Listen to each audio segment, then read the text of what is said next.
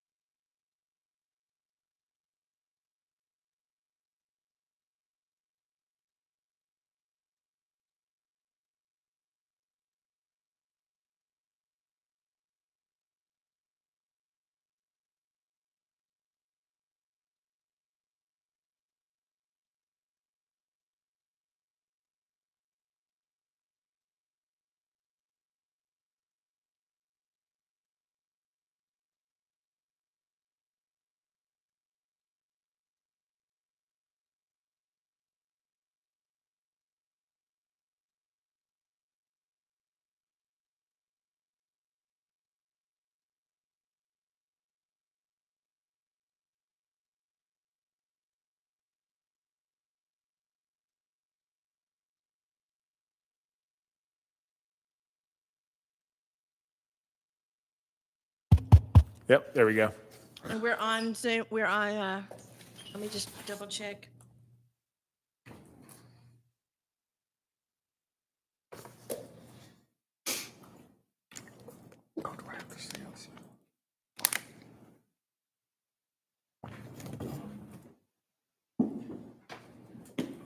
Yep, that's live. We good? Okay. Ready? I would like to call the regular meeting of the Milton City Council for Monday, August 4th, 2025 to order.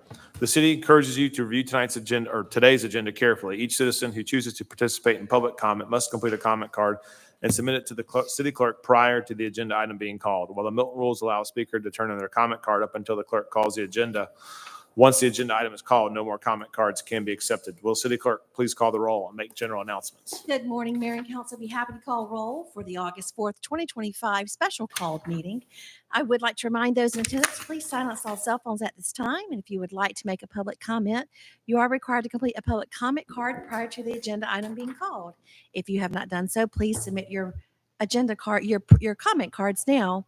Mayor and Council, as I call roll this morning, please confirm your attendance. Mayor Peyton Jamison. Here. Councilmember Andrea Beerhoff. Here. Councilmember Doug Haney. Here. Councilmember Juliet Johnson. Here. Councilmember Carol Kirkley. Here. Councilmember Jan Jacobus. Present. And Councilmember Phil Crammer. Here. Mayor, you do have a quorum. Would everyone please rise for the Pledge of Allegiance? I pledge allegiance to the flag of the United States of America and to the republic for which it stands, one nation, under God, indivisible, with liberty and justice for all. Okay, next is approval of the meeting agenda. Do I have a motion to approve the meeting agenda? Make a motion to approve the meeting agenda as proposed. Second. Okay, I have a motion from Councilmember Cranmer and a second from Councilmember Jacobus to approve the meeting agenda as proposed. Is the voting open? Tim? Yes. Yes. I have a German on mine. Let me go back. Let's see. Okay. All right, that motion, does it pass? We don't see the votes on up here. I don't see it on the screen, but I think David's going to show it. But yes, I show that that passes unanimously. Okay, great. The motion passed unanimously. We will now move on to public comment. Do we have any public comment? Mayor, I do not have any. Okay, so I'll waive the public comment rules. I'll now ask you to call the next item. Mayor, that next item is our first presentation item. It is a consideration of an ordinance of the mayor and council of the city of Milton, Georgia, to establish the ad valorem tax rate of the city of Milton for fiscal year 2026 and for other purposes. The first presentation and the first public hearing is this morning, August the 4th. Mayor? Thank you. Do I have a motion to approve the first presentation item? Make a motion to approve first presentation. Second. Okay, I have a motion from Councilmember Verhoff and a second from Councilmember Jacobus to approve the first presentation items. Please place your votes. I have the ordinance. Is Yeah, I don't know if that's. that the right one, Tammy, on the screen? Bear with me, I'm sorry. All right, System. yeah, it's all good. Our first run with this. It's both going to be, it's the first presentation. Is that right? Okay, it says ordinance FY 2026 ad valorem. That's right. Yes. Okay, all right. Yeah. That motion, I'll be happy to count votes. go for it. Skill set. Do we do it? Voting is You're not so open. talented. Voting is not open. Voting is not open. No, it says voting is not open. Did We we back not? to doing it I again? did it You're again. And Peyton's. Yeah, there we go. All right, now we got Okay. Phil. You already voted. Wait on Phil, that's it. It says your vote has been accepted. Refresh again and see what it does. I did do it twice. That's third time. Third time. All right, you do vote for it? Okay, Vote, yeah. Phil votes. All right, that, And then for you, are you a yay? Yeah, thank all you. right. So that passes unanimously. Okay, with that, we'll move on to the public hearing. Will City Clerk please sound the item? There, that next item is consideration of an ordinance of the mayor and council of the city of Milton, Georgia, to establish the ad valorem tax rate of the city of Milton for fiscal year 2026 and other purposes. Agenda item number 25198, our deputy city manager, Bernadette Harville. Good morning, Mayor and Council. We are here today to discuss setting the 2025 millage rate, which will fund fiscal year 2026 activity. The first of 3 required public hearings tonight, or this morning. We will go over the details of those requirements a little later in this presentation, but we'll have another one this evening and then one more on the 11th. First, we have the agenda for this public hearing. We will go over some important definitions, followed by the state's requirements for the public hearings and advertisements regarding setting a millage rate. Next, we will discuss millage rate options. Please keep in mind, council can approve any millage rate up to the legal cap of 4.731 mils. Staff has advertised a millage rate of 4.193 mils, which supports a proposed balanced budget that we will discuss as part of this presentation. If council wishes to adopt a rate above 4.193 mils, that will require additional advertisements and hearings per state law. We will review a metrics comparison related to the average revenue collections, expenditures, and debt for Milton and our surrounding North Fulton neighbors, which was an objective under the Ensure Milton's long-term financial sustainability goal in our current strategic plan that we've been tracking for the last few years. Following the millage rate overview, we will break down the digest by category and show the taxes that would be levied at the current millage rate, the rollback millage rate, and the advertised millage rate. We will go over a breakdown of the anticipated revenues and expenditures for FY 2026 proposed budget. We'll review a snapshot of the CIP PayGo transfers program, and we'll look at ways to reduce your tax liability, how to calculate your tax bill, and also the value of your tax dollar as a Milton resident. First, here we have some definitions. A mill is $1 per $1,000 of assessed property value, or 0.001 times the assessed value. Your fair market value is an estimate of the market value of your property as determined by the Fulton County Board of Assessors. This is not necessarily always aligning with things you might see on Zillow or other public sites, but this is per the county's valuation required by state law. Your assessed or taxable value is the value is equal to 40% of that fair market value. Property taxes are calculated by multiplying the millage rate by the assessed or taxable value, which has been adjusted for any exemptions, and we're going to go over some detailed math on that later this evening, but I have a little example there for you at the bottom. The rollback rate is the previous year's millage rate minus the millage equivalent to the total net assessed value added by reassessments. And the millage equivalent is the equation where the reassessment of existing real property is divided by the current year's net digest and then multiplied by the prior year's millage rate. It's a lot of text, but I still want to have that in there so people can reference back to it when they're looking at the math we're going to go over in a moment. But first, here are those public hearing requirements. Anytime the city's advertised millage rate exceeds the computed rollback rate, we must hold 3 public hearings to allow for citizen input. Since Milton advertised at the rate of 4.193 mils, which is above the rollback rate, we'll have those 3 hearings as follows.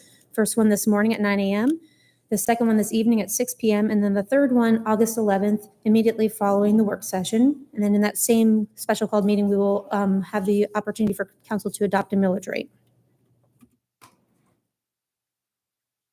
Per law, we have to advertise anytime, again, that advertised millage rate exceeds the rollback rate. We have to advertise this notice of property tax increase. So here we have the ad that was in the Milton Herald last week and this week's edition. Sorry, the last 2 weeks' editions, not this week's. I apologize. We also, every year, regardless of what the millage rate is going to be, have to advertise the 5-year history of levy. You'll see that here. And they kind of look at 2 different things. The history of levy is looking at 100% collections at the millage rate proposed. And then the notice of increase is looking at that equivalent for the reassessed values for existing property. So it's kind of pulling out the portion of that. Here's a snapshot of our digest figures as provided by Fulton County. You can see 2024's. Then you can see what we were just talking about, that reassessment of existing real property that's called out in its own column. Other changes to the taxable digest include things like maybe new construction, additions, things like that. And then we have our total 2020-25 digest. Again, our exemptions are just a snapshot in time. Fulton County does not retain exemptions by parcel at the county level. So if the citizen would like to know their exemption information, they need to reach out to the city of Milton so they can provide that for them. So here's the math behind those 2 ads we just went over. The first one is that notice of property tax increase. Again, you first have to calculate your millage equivalent. I won't go over all the details here, but I have them here if anyone needs to look at them, or I can go into them if you have any questions. But here's how you calculate the millage equivalent, the rollback rate, and then that percentage tax increase, which gets advertised, takes into account those 2 numbers and does a net change to give you that 6.88% that we advertised in the first ad. And then the second ad is that history of levy. And that one compares, again, the increase at 100% collections year over year. So that's just taking last year's levy and this year's levy and comparing the 2 at 8.8% increase. Any questions before I move on? Okay. The next 2 slides will go over the millage rate scenarios, including the current millage rate of 4.389 mils, the advertised millage rate of 4.193 mils, and the calculated rollback rate of 3.923 mils. Please keep in mind again that council can approve any millage rate up to the cap millage rate, but anything exceeding that 4.193 would require additional hearings and advertisements. On this slide, you will see the adopted millage rates back to incorporation, and at the bottom of the slide, you'll see the separately calculated green space bond millage rate proposed. This is a variable rate used to allow for property tax collections for debt service payments on the bond, including principal and interest due in FY 2026. This rate is in addition to the maintenance and operating millage rate at the top and is not included in the legal cap of 4.731 mils. For reference, the bond millage rate last year was 0.356 mils and 0.364 mils the year prior. As you may recall, the basic and floating exemptions do not apply to the bond millage rate, but all other city-provided exemptions now apply to both millage rates after the exemption modifications that were approved by council a couple years ago. And based on the current digest figures, we have forecasted a bond millage rate of 0.310 mils to cover the debt service due in 2026. Again, as the digest fluctuates, so will the rate needed to cover that principal and interest.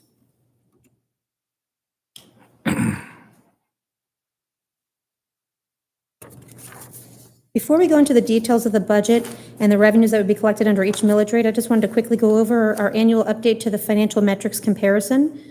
This comparison was one of the objectives, again, that was included in our strategic plan. When looking at the per capita data, it's important to recall that Milton has an intentionally reduced density and smaller commercial footprint. You can see here on that first table that when you look at average per capita collections, Milton is the second highest. But when you look at the actual revenues collected, we are the lowest out of the 5 cities compared. In the third table, you can see the average levy over the last 7 fiscal years by millage rate. I can make that a little bigger so you can see that. So even at a similar millage rate, say to City of Roswell, you can see that Milton was able to collect almost half of what Roswell was able to at the same millage rate. So it's just due to the different makeup of the digest, and that's an important factor to consider when you're looking at your millage rate.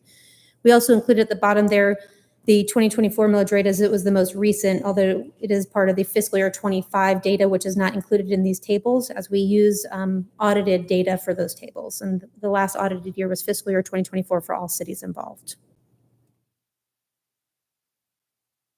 On the expenditure side, you can see something similar. When you're looking at just average per capita, Milton is the second highest, but when you look at actual expenditures incurred, Milton is the lowest of the 5 cities. In the third table here, we just have an average expenditures by function. So that just shows you what each jurisdiction is spending their money on. And you can see that across all 5 jurisdictions, public safety tends to be the highest, followed by general government.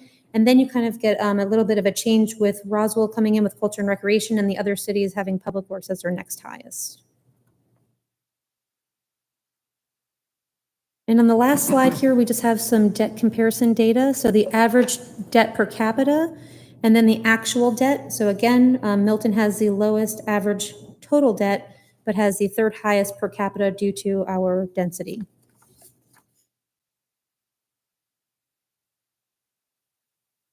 Okay, moving on to the general fund revenue anticipations.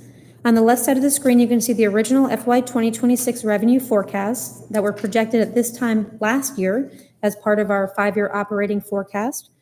Our team has prepared the proposed budget for FY 2026, and as discussed, is advertising millage rate of 4.193 mils.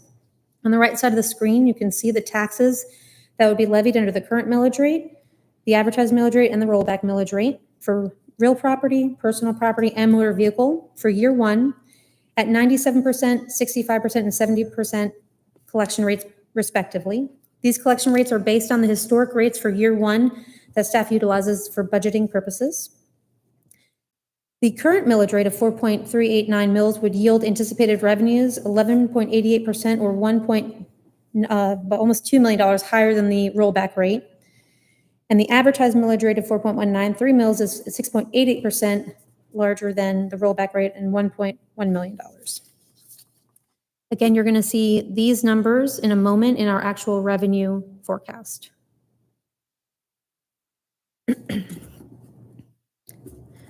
This is our proposed fiscal year 2026 budget summary for the general fund. This summary compares the current year projections for 26 to the amended budget for 25. These amendments include some updates pending council approval, which will be presented in September for consideration. Staff has based this proposed budget on feedback provided by council in last year's and this year's input meetings. And staff will be reviewing the 5-year operating forecast at tonight's meeting, and will review the proposed budget in its entirety at the upcoming budget workshop next Monday before council adopts the millage rate. Again, you can see here on our tax revenue detail, Those same numbers right here, the 17.5 million, the 197,291, and the 18,879 come directly from those forecasts at the 4.193 millage rate.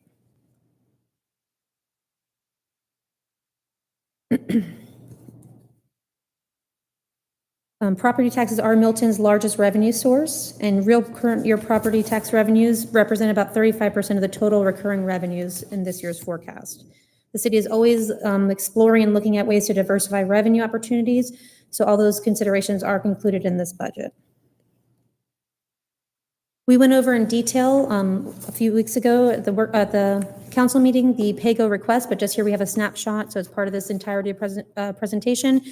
In gray, you'll see the numbers for the PAYGO requests coming from the operating fund transfer for FY 2026, and we'll go over those again in detail on the 11th.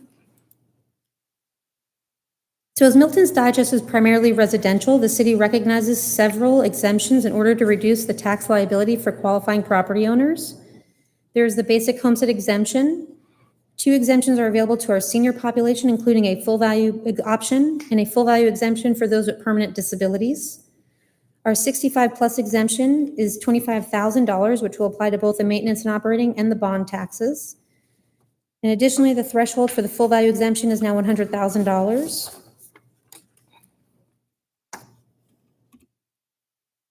And the city also has the implemented floating homestead exemption, which applies to the primary residence and up to 5 contiguous acres of land. This exemption alone outpaces all of Milton's other exemptions, including the full value exemption we just went over. The floating homestead exemption has, I believe, caused the most confusion for our residents. So I'd just like to take a moment and share some information on exactly how to calculate this exemption, as well as how to calculate your taxes. So we're going to do a little bit of math this morning. But the general formula is you take your assessed or taxable value. Some of these have 2 terms because depending upon which your assessment or which bill you're looking at, they may be called one or the other. So just keep that in mind. So your assessed or taxable. Then you reduce that by your adjusted base value, and then you get your floating homestead exemption.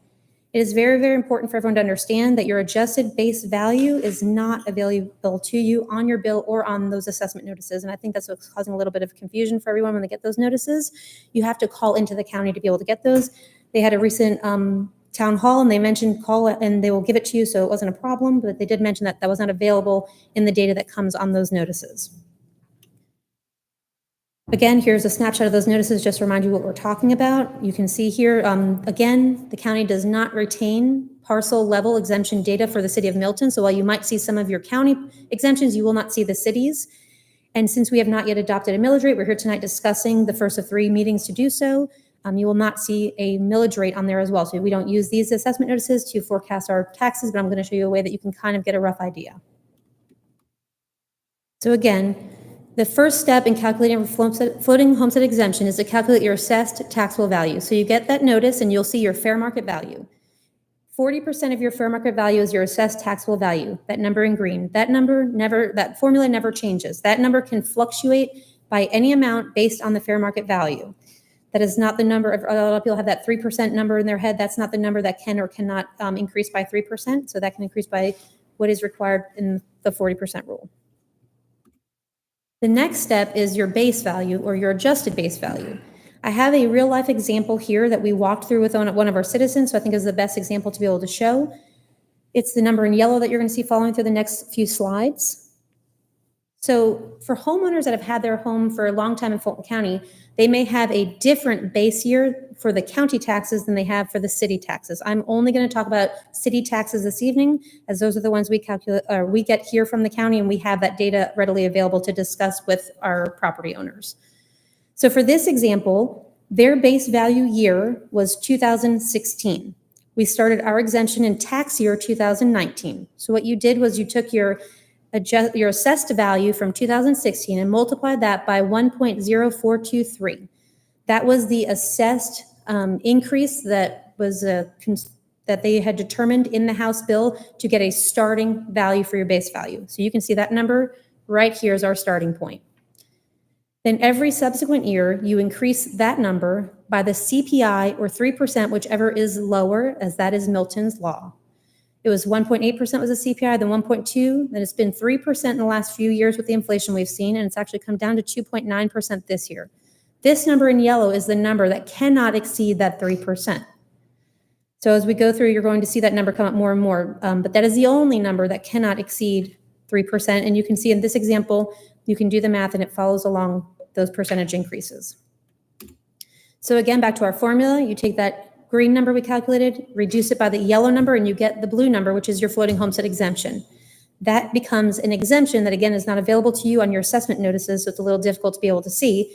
But in this example, you can see that it went from like a $15,000 value up to a $300 and something thousand value, which is pretty significant that you're not seeing on your assessment notice that is going to reduce your tax liability. So once you have that, now you can calculate your taxes. So now we're onto a different set of math here. Now we're actually calculating to taxes owed. So again, you take that assessed value, the green number we already calculated, you reduce that by all of your exemptions. So I separated them out here so you can see them separately, but you take your floating exemptions, the blue number we come up with, and any other exemptions you're authorized through the city. So whether you have the senior exemption or just another base value one, this home in particular only had the basic, so that's an additional $15,000. And you reduce that and you get your net assessed taxable value. That's the pink number. That's the number by which you're going to multiply the millage rate in the next step and get your actual taxes owed. For this particular property owner, for their maintenance and operating side, you can see in gray how their taxes have changed throughout the year with Milton.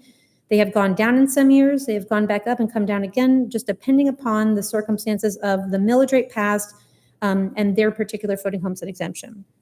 So I just wanted to share that so everyone can kind of understand. And this is using the 4.193 mils this year. This would be this particular property owner's reduced tax liability for calendar year 2025, fiscal year 2026. Does anyone have any questions about that? Yes, sir. In 23, they got an exemption of 33 instead of 15? Yes. What would drive that? Yes, we had a one-time state HTRG. It was, I'm trying to remember now off my top of my head what that was called, but it was a homeowner's grant from the state exempted that. It was $18,000 one time.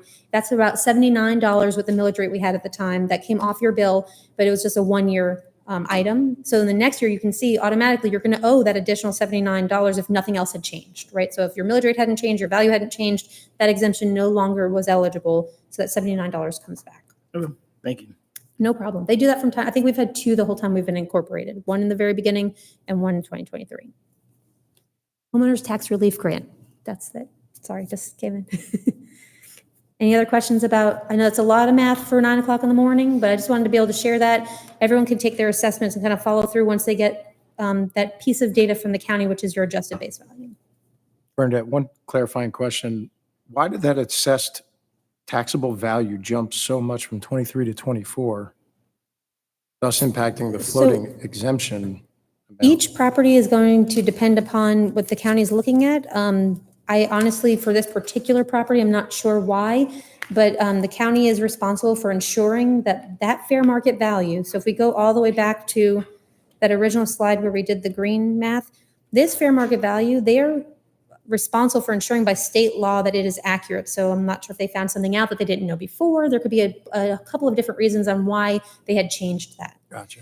But ultimately, if that is your primary residence and you have your floating homestead exemption, it should not impact you in the manner in which it might feel that it's going to when you first see that number. Mm-hmm. This example I'm giving also assumes this is 5 acres or under and the entire property is in the floating homestead exemption. There can be an array of different circumstances. If you have 8 acres, 3 of them are going to be at the actual value. They don't get reduced by the exemption. If you've built an additional barn on the property, if you've done an addition to your home, things like that are not included in that base year value. So only what existed at the time that the base year value was set as your primary residence in 5 acres is what can be in that exemption. So this is just one of the simplest examples I could give. They get pretty complicated. Yeah. But again, there are a number of reasons why your fair market value might change. Any other questions? Okay. There are additional opportunities for tax savings. The most one used frequently in Milton is the CUBA. To qualify, the property value will be assessed. Once you qualify, the property value will be based on your land use, not your market value. So that's important. That can significantly reduce your tax liability. County has updated us and said that they will require a minimum of 10 acres and a maximum of 2,000 acres. And again, that has that agreement where you agree to maintain the property in a bona fide qualifying state, typically agricultural, for a period of 10 years. So it's important to understand that before going into it, but that can significantly reduce your tax liability as well.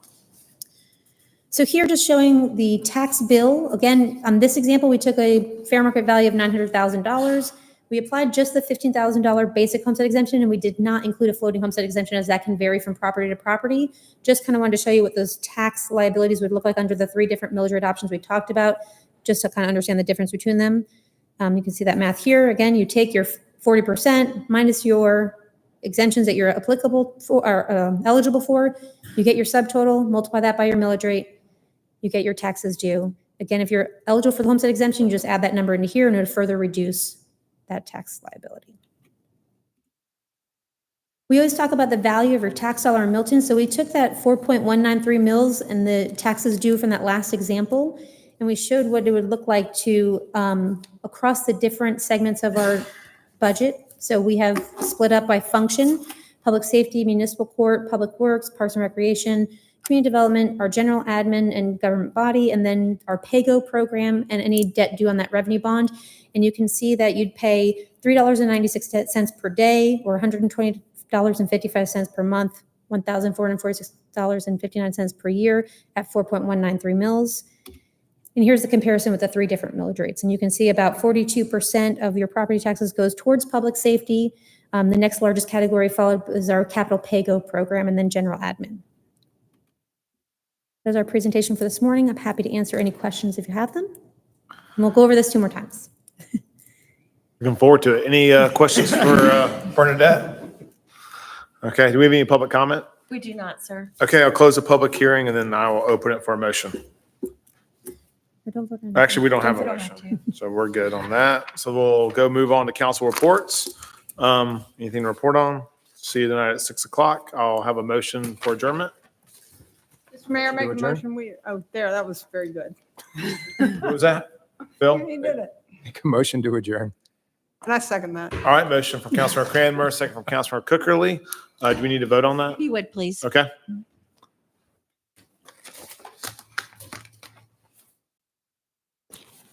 That passes unanimously.